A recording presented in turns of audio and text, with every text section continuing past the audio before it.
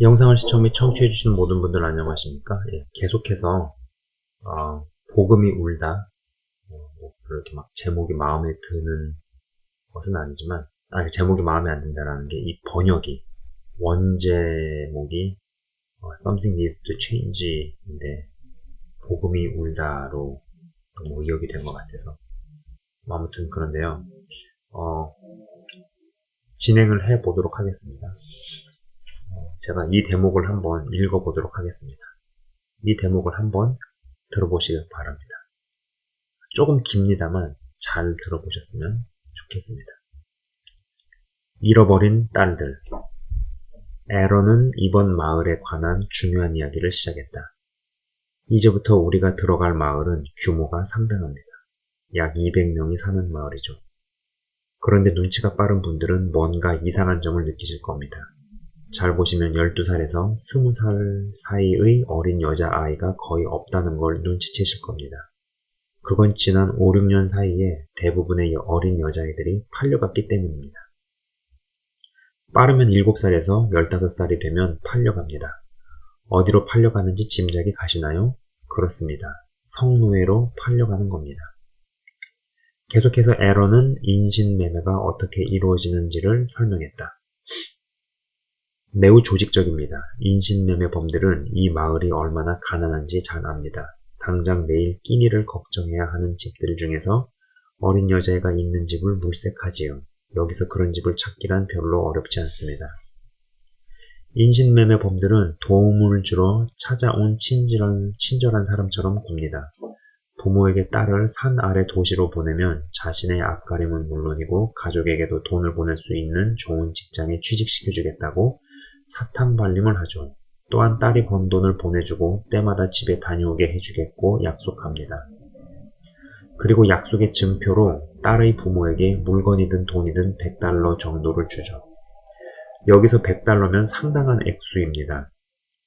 이런 마을의 가난한 가족에게는 거의 반년치 수입에 해당하죠. 이렇게 약속도 받고 증표도 받았으니 가족들은 안심하고 딸을 이자들에게 넘깁니다. 시간이 지나면 인신매매범들의 거짓말이 드러나지 않나요? 그러니까 딸이 돌아오지 않으면 말입니다. 내가 참담한 심정으로 물었다. 데이빗 목사님이 물어본 겁니다. 이제 통역을 담당하고 있는, 가이드를 담당하고 있는 에런이라는 형제한테 물어본 것이죠. 맞아요. 하지만 지독한 가난은 부모들을 절박한 행동으로 내몰죠. 또한 그들은 딸이 그래도 이곳에서보다는 잘 살 거라고 진심으로 믿고 있습니다. 우리 모두는 서로를 바라보며 고개를 흔들었다. 참으로 믿기 힘든 현실이었다. 눈물의 이별 후에 인신매매범들은 이 소녀들을 데리고 검문소를 몰래 통과합니다. 그중 일부는 수도에서 머물고 다른 도시나 국가로 팔려가는 경우도 있습니다. 어떤 경우든 다시는 집에 돌아갈 수 없죠. 수도에 남는 아이들은 오두막 식당이라는 곳에서 일합니다. 오두막 식당의 부스들은 칸막이를 한 방들입니다. 다만 나무 칸막이가 바닥에서 천장까지 완전히 막은 구조이지요. 그렇게 완벽히 가려진 공간에서 상상도 하기 싫은 추잡한 일이 벌어지죠. 너무 고통스러워서 그만 듣고 싶을 정도였다. 남자가 오두막 식당에 들어와 이 앳된 여자아이 중 한 명의 손을 잡고 부스로 들어갑니다. 거기서 먹고 마시며 그 어린 소녀의 몸을 마음껏 주무르다가 그 자리에서 혹은 위층 침실로 올라가서 더욱 몹쓸 짓을 합니다. 그리고 또 다른 남자가 똑같은 짓을 합니다. 그리고 또 다른 남자가, 그리고 또 다른 남자가, 그리고 또 다른 남자가. 많게는 하루에 15에서 20명의 사내들이 이 소녀들의 몸과 마음을 짓밟습니다. 에런이 말을 멈추었다. 우리 모두는 답답한 심정으로 다음 마을을 바라보고 있었다. 내게는 8살짜리 딸이 있다. 그 아이에게 이런 일이 일어난다는 건 상상조차 할 수 없다. 아니, 상상조차 하기 싫다. 하지만 이 소녀들에게는 이런 일이 곧 삶 자체다. 내가 앉아있던 그 바위를 오르내리며 천진난만하게 놀았던 소녀들이 이제 가족에게 돌아올 수 없는 지옥 같은 곳으로 가버렸다. 이윽고 우리는 일어서서 마을로 걸어 들어갔다. 주변을 돌아보니 에런의 말처럼 그 나이 또래 소녀는 거의 보이지 않았다. 아무 일도 없는 듯 평온해 보이는 마을 입구에서 내 아는 요동치고 있었다. 하나님, 도대체 이유가 뭡니까? 만물을 다스리는 분이 왜 이런 일을 그냥 방치하십니까? 왜 이 아이들을 구해주시지 않는 겁니까? 왜 이 못된 인신매매범들을 모조리 쳐 없애시지 않는 겁니까? 이해할 수가 없었다. 이 마을을 다 통과할 때까지도 그 이유를 이해할 수가 없었다. 그리고 이런 일이 내게 어떤 의미인지도 이해할 수 없었다. 분명 어떤 이 의미가 있어야 했다. 이런 일을 보고 듣고도 아무렇지도 않은 듯 예전처럼 살 수는 없었다. 하지만 내가 무엇을 해야 하는가? 이 질문은 나를 더욱 흔들어 놓은 다음번 만남에서 더욱 증폭되었다. 무기력한 내가 싫었다. 지난 마을을 통과한 뒤 1시간 남짓 이어진 여행은 내내 조용했다. 우리 모두는 눈으로 보고 귀로 들은 것을 곱씹으며 터벅터벅 걸어갔다. 내 머리와 가슴에서 온갖 감정과 생각이 소용돌이 쳤다. 그리고 이 혼란의 한복판에서 나는 불편한 갈등을 경험했다. 한편으로는 이런 생각과 감정을 그냥 떨쳐내고 싶었다. 집으로 돌아가 인신매매범들에게 유린당하는 마을에 관한 기억은 싹 지워버리고 싶었다.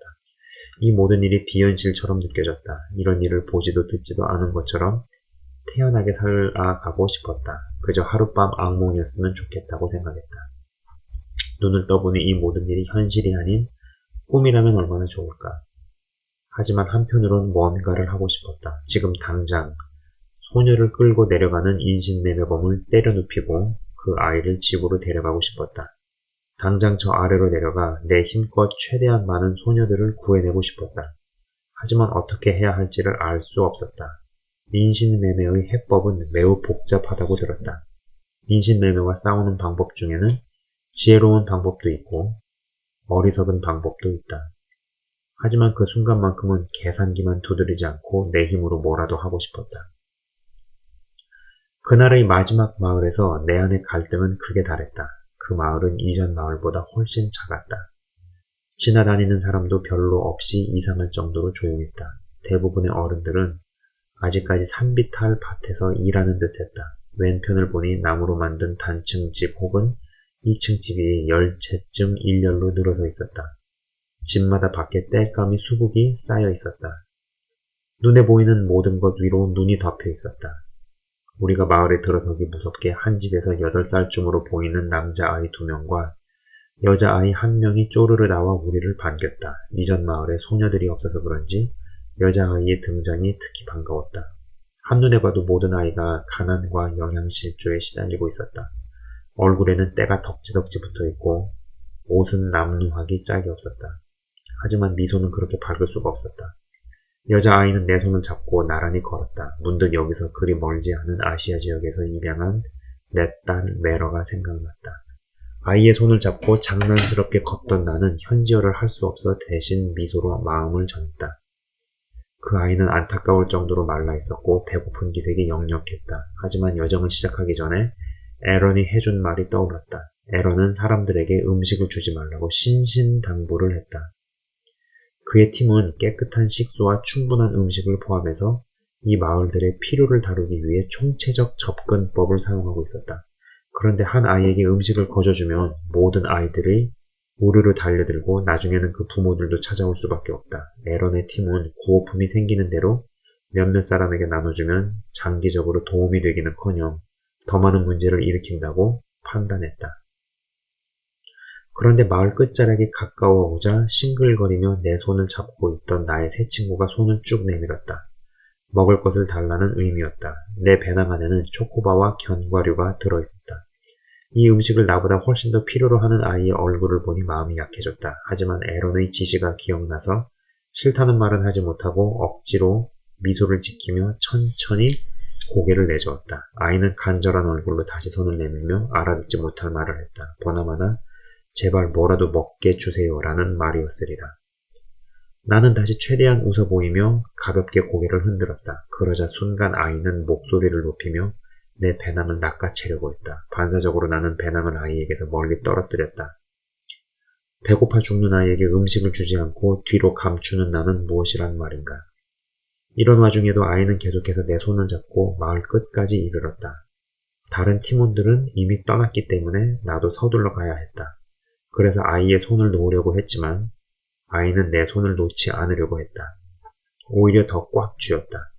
이제 나는 아이의 손이 닿지 않게 배낭을 옆으로 뺄 뿐 아니라 마을을 통과하는 내내 미소를 지었던 배고픈 소녀의 손까지 억지로 떼어내고 있었다. 결국 내가 손을 떼어내자 아이의 표정이 순식간에 변했다.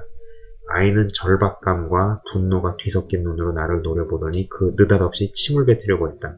하지만 입에 수분이 거의 없어서 침은 그만 그 아이의 턱에 떨어졌다. 나는 아이의 검은 눈을 바라보며 아무 말도 하지 못했다. 내 배낭에 있는 모든 것을 주고 싶은 마음이 굴뚝 같았지만 이를 악물고 몸을 돌렸다. 그리고 뒤돌아보지 않았다. 나는 빨리 걸었다. 하지만 왜? 뭐가 두려워서? 무엇으로부터 도망치는가? 이 기분은 무엇인가? 나도 베풀음에 관한 설교와 책에서 소수에게 베풀어 다수가 배제되지 않도록 조심하라는 말을 자주 해왔다. 심지어 어렵고 힘든 사람들이 망가지지 않도록 지혜롭게 돕는 방법에 관한 어느 인기 서적에 추천사를 써준 적도 있다. 하지만 이 순간 가난의 민낯 앞에서 무기력한 내 모습을 보니 내가 내내 주장하고 가르쳐왔던 것이 하나도 옳게 느껴지지 않았다. 나는 이런저런 방법이 가난한 사람들을 돕기 위한 최선의 방법이 아니며 이런저런 이유로 이런저런 구호 프로젝트에 지원하거나 지원하지 말아야 한다고 쉽게 말하곤 했다. 물론 무엇을 하고 어떻게 나눠줄지에 관해 신중히 판단할 필요성은 있다. 하지만 때로는 아무것도 주지 않고 도망치지 말고 뭐라도 해야 하지 않는가. 평생 이런저런 방법은 통하지 않고 최선이 아니라는 변명만 늘어놓으며 살 수는 없지 않은가. 최선의 방법을 알아내는데 평생을 허비할 수는 없지 않은가. 저는 이 대목을 읽으면서 기회가 되고 여건이 되면 아니면은 좀 기회를 만드셔서라도 여건을 만드셔서라도 신앙이 있는 사람들이 이 미전도 종족 국가들에 가보고 방문해 봐야 한다라는 것입니다. 여러분 정말 미전도 지금 뭐 코로나 이런 것들 때문에 여행이 금지가 되고 이동이 금지가 된 상황이지만 이러한 시간도 언젠가 끝이 날 겁니다. 그런 때 되면은 여러분 꼭 미전도 종족 국가들에 가보십시오. 이건 정말 가치 있는 일입니다. 정말로 가서 보고 오는 것만으로도 사람을 엄청나게 업그레이드 시키고 현장에서 배우고 깨닫는 것들이 귀하다는 것입니다. 이것이 꼭 가셔가지고 여기서 뭐 단기 선교를 하고 오라 뭐 이런 얘기는 아닙니다. 근데 이제 선교 여행, 저는 선교 여행이라는 게 가서 이제 좀 단기 선교도 하고 복음 전하는 일도 하고 그러면서 말 그대로 여행도 하는 거죠. 현지인들이 어떻게 살고 어떻게 생활하는지도 보고 오는 거, 부딪히고 오는 거. 이거 자체가 굉장한 교육입니다. 네. 이건 정말 투자할 가치가 있는 겁니다. 지금 영상을 시청 및 청취하시는 분들은 미전도 종족 국가들에게 가보고 하는 것들을 진지하게 생각을 하십시오. 거기 가서 뭐 꼭 주의 일을 하는 것이 아니더라도 사람 자체를 굉장히 성장시키고 업그레이드 시키는 거라는 것이죠. 아니 그냥 해외여행도 가는데 그잖아요. 그렇지 않고 자꾸 안주해버리고 그냥 내 가정, 내 교회에서 주저앉고 더 큰 하나님의 나라로 확장돼가지 못하고 확대되질 못한다라는 겁니다. 그렇지 않으면 여러분 결국 내가 갖고 있는 물질이라는 거, 축복이라는 거는 투자를 하든지 아니면 소비를 하든지 이렇게 가는데 이렇게 그런 미전도 종족 국가, 복음화율이 낮은 국가로 선교 여행을 갔다 오는 것이 일단 여러분 개인을 굉장히 성장시킨다라는 겁니다. 아까 읽어드린 대목에서도 데이비 프라트가 스스로한테 굉장히 많은 질문들을 하게 되잖아요. 그리고 자신이 얼마나 이론적인 것들이 많았는가, 뭐 이런 것에 대해서 고민을 하기 시작하죠. 이런 것 자체가 굉장히 성장의 도구가 되는 거죠, 그죠?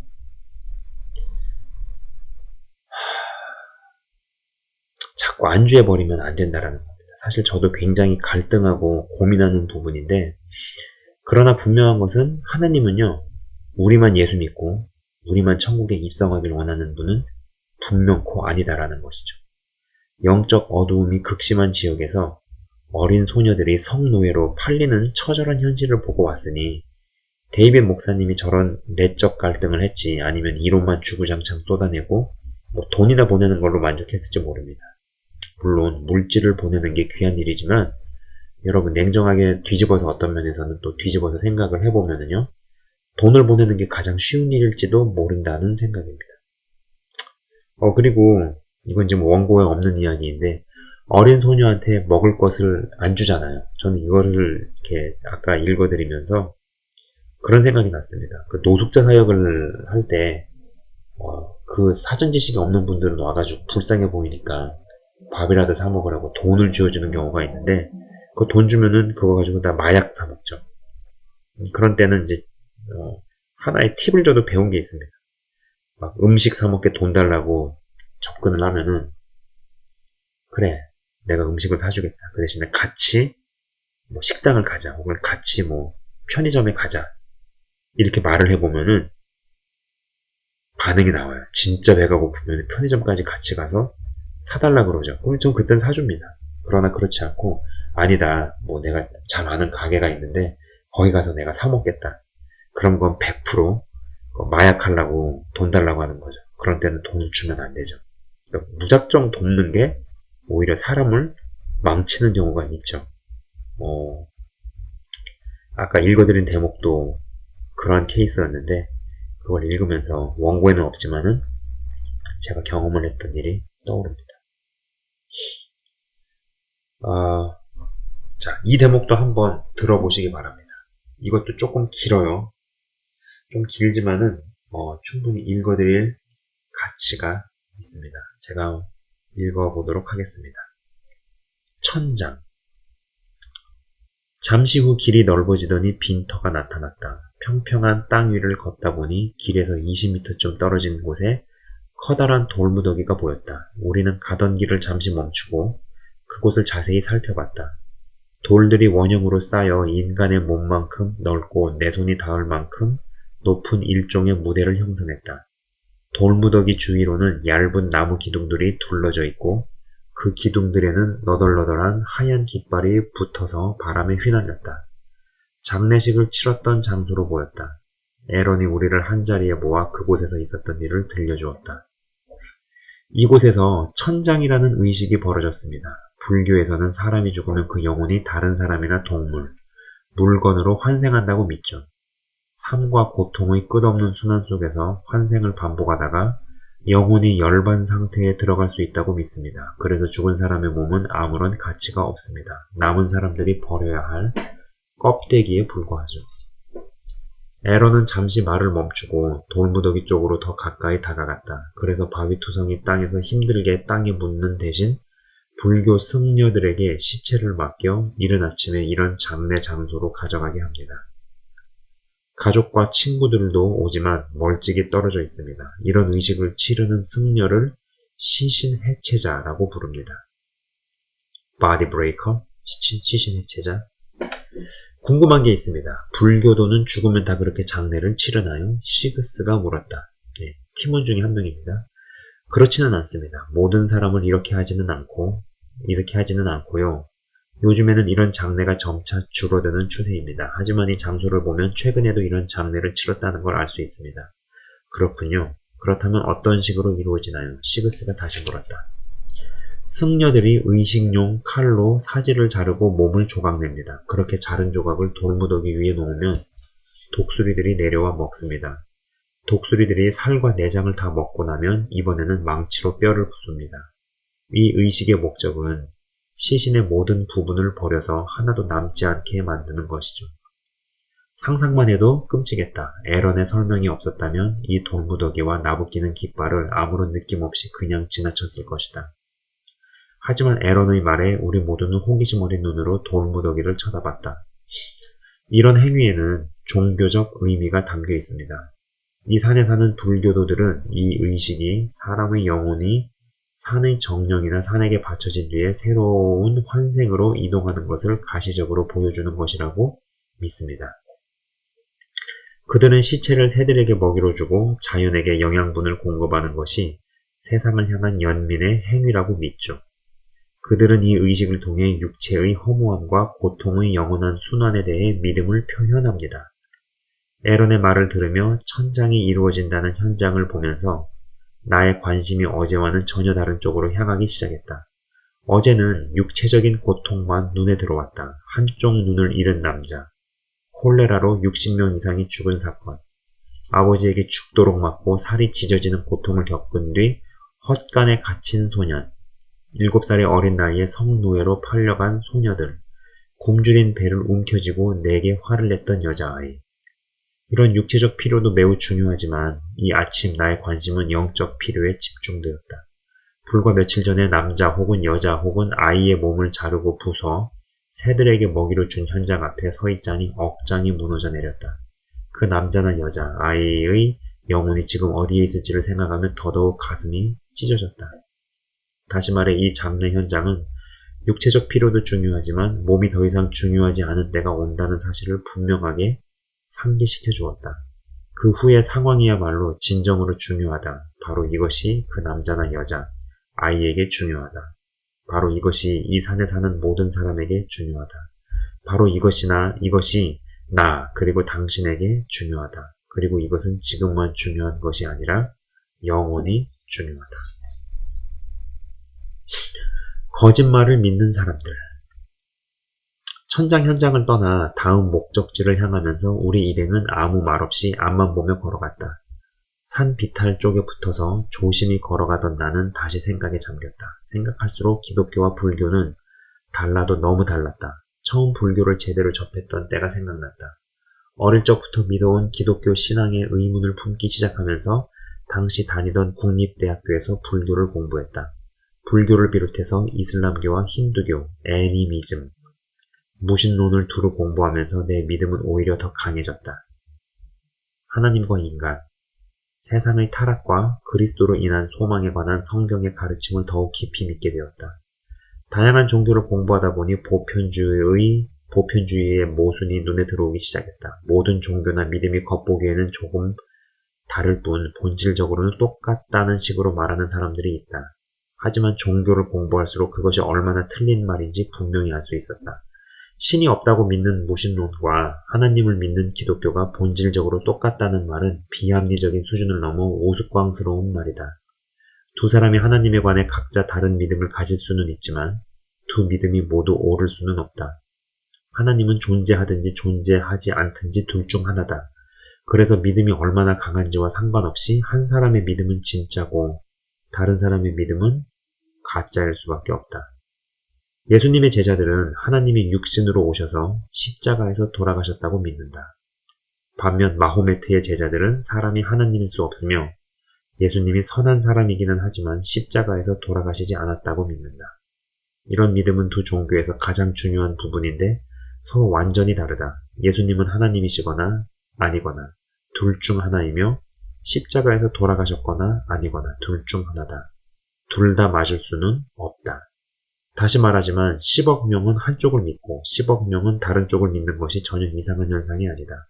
하지만 분명 이 중 10억 명은 거짓을 믿는 것이다.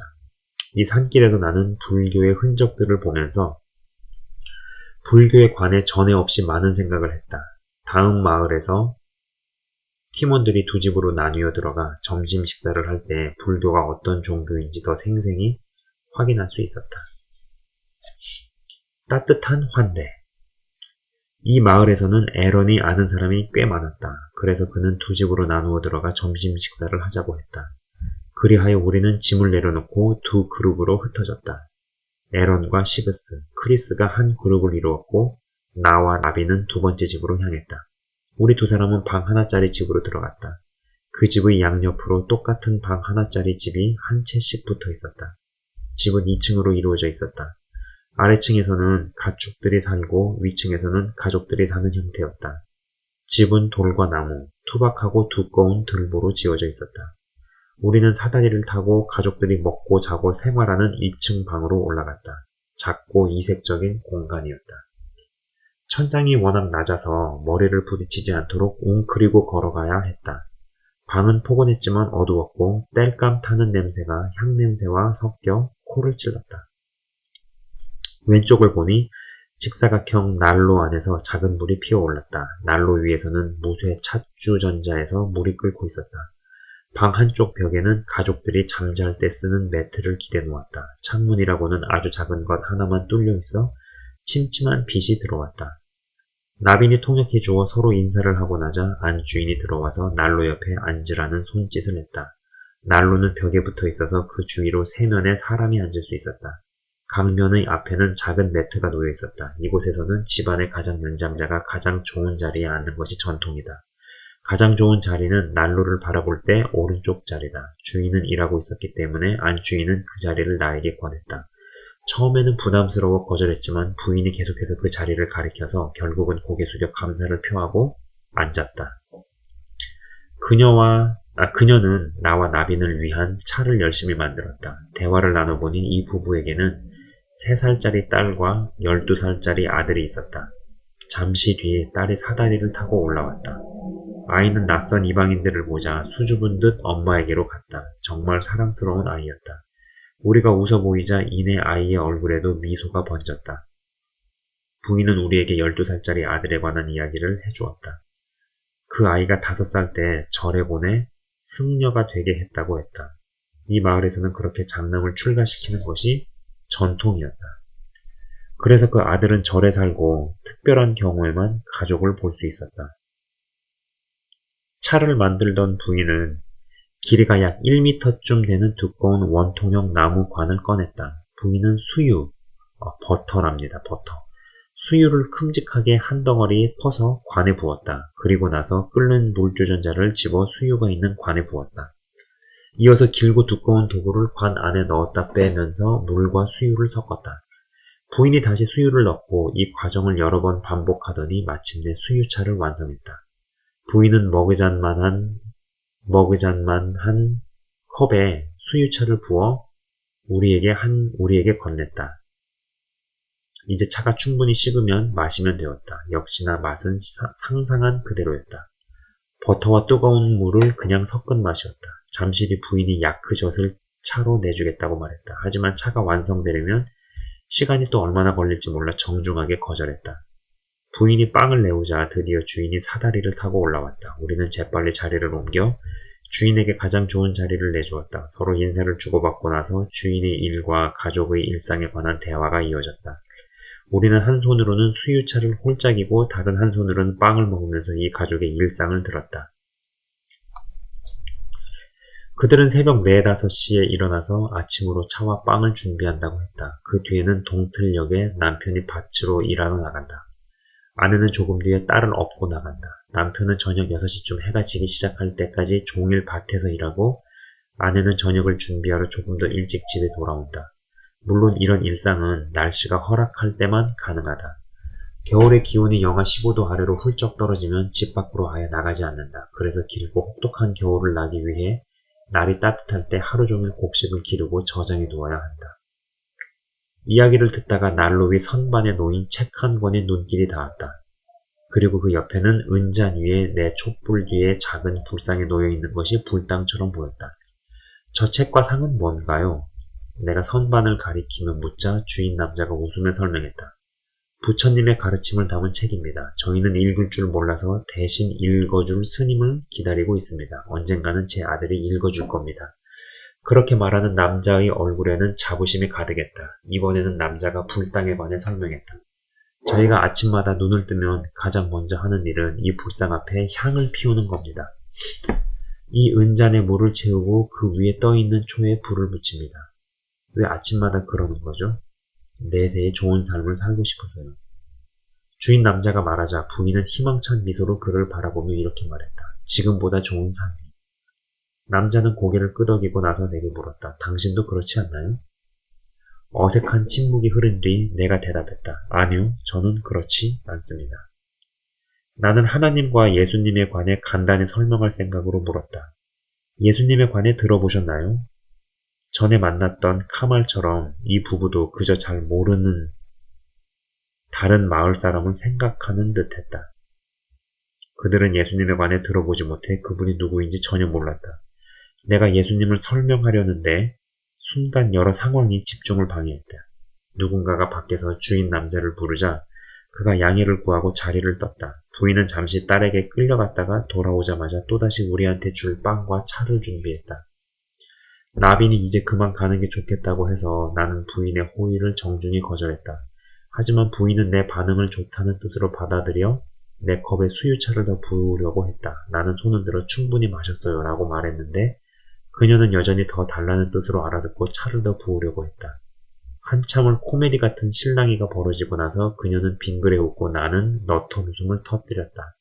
그제야 나빈이 설명했다. 잔 위에 손을 덮으면 그만 마시겠다는 뜻이에요. 나빈의 말대로 잔 위에 손을 덮고 최대한 정중하게 고맙습니다라고 말하자 그제야 부인은 환하게 웃으며 차가 담긴 관을 내려놓았다.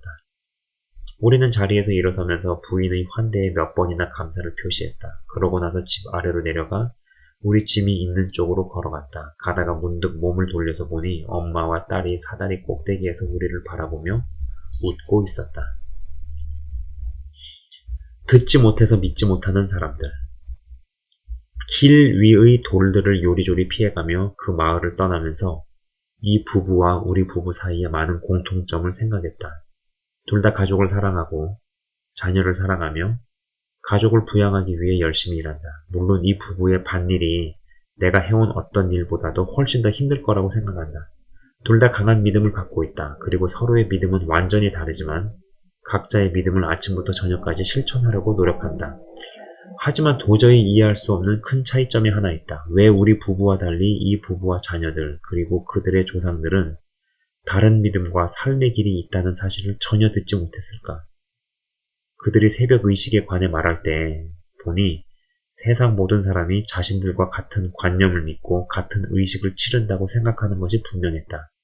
삶과 고통과 죽음이 끝없이 반복되는 환생, 계속해서 촛불을 켜다 보면 죽어서 더 좋은 삶을 얻는다는 믿음. 그들은 세상 모든 사람이 이것을 믿는 줄로 알았다. 하지만 그렇지 않다면, 물론 이 불교 신앙이 사실인데 내가 믿지 않으면 그 결과를 감수해야 한다. 하지만 그렇다 해도 최소한 내게는 선택권이 있었다. 하지만 그 부부와 아들, 딸은 선택권이 없었다. 누구도 그들에게 또 다른 믿음과 삶의 길이 있다는 말을 해주지 않았다. 그래서 그들은 자신들의 신앙이 틀렸다면 이생, 그리고 무엇보다도 내세에 관한 자신들의 희망이 모두 헛되다는 점을 전혀 생각해보지 못한 채 매일 똑같은 의식을 치르며 살아가고 있었다. 내 마음속에서 다른 질문들도 뭉게뭉게 피어올랐다. 나는 예수님이 진리라고 믿어 의심치 않는다.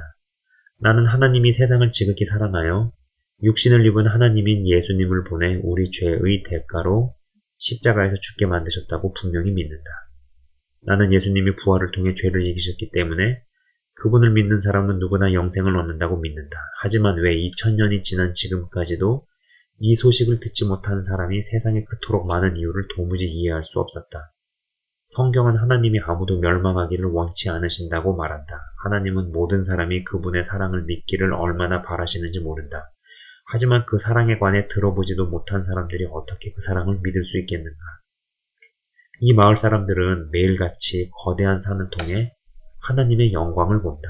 내가 이런 의문에 휩싸인 순간에도 주변은 온통 장엄함으로 가득했다. 내가 걷던 길을 둘러싼 숨막히는 경관들을 말로 표현해보고 싶지만 그것은 그랜드 캐니언의 아름다움을 종이 위에 글로 쓰는 것만큼이나 불가능한 일이다. 웅장한 자연 경관은 말만으로는 다 표현할 수 없다. 내가 그 길을 걷는 내내 모든 피조 세계가 창조주의 영광을 외치고 있었다. 하지만 그 경관이 아무리 아름답다 해도 창조주의 깊은 사랑을 전하기에는 충분치 못하다. 이 웅장한 산들이 2000년이 넘도록 하나님의 영광을 선포해 왔다 해도 예수님에 관해서는 한마디도 해주지 않았다. 하나님은 그 마을 모든 사람에게 자신의 위대하심을 드러내셨지만 그 마을에서 그분의 은혜에 관해 들어본 사람은 거의 없었다. 도대체 왜? 여러분, 미존도 종족 국가로 단기 선교는 꼭 다녀오시기 바랍니다. 꼭 가셨으면 좋겠습니다.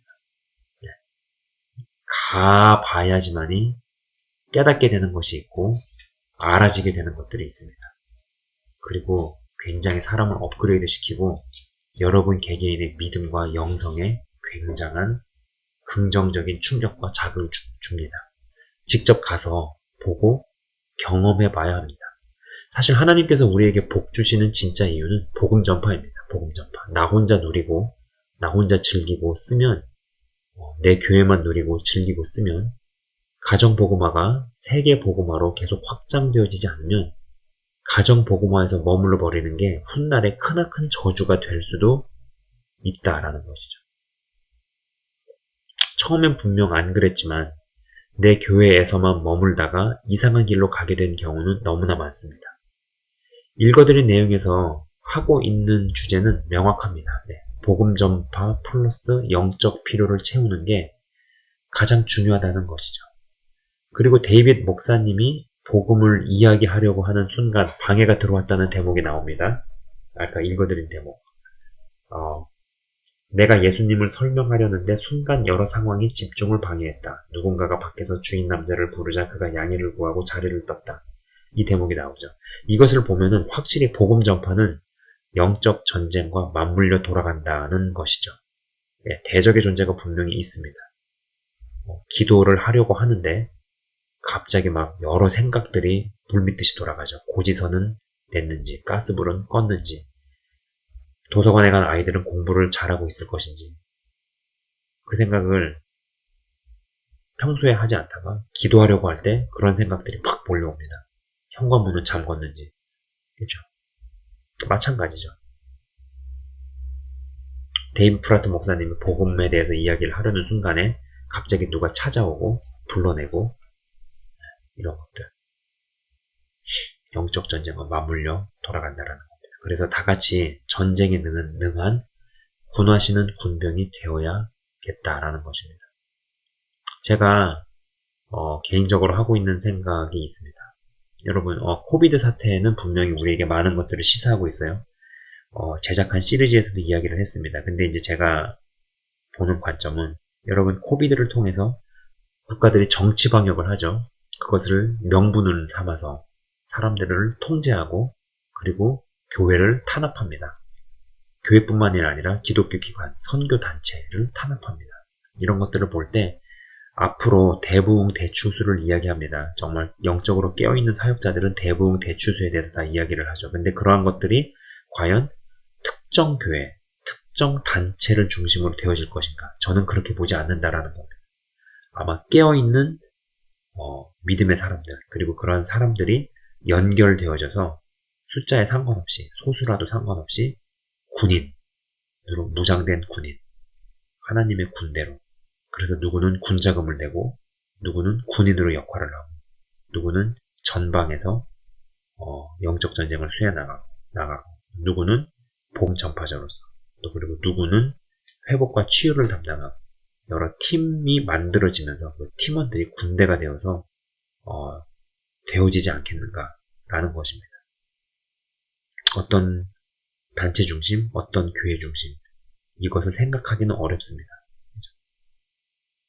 저는 그러한 시각을 좀 가지고 있습니다.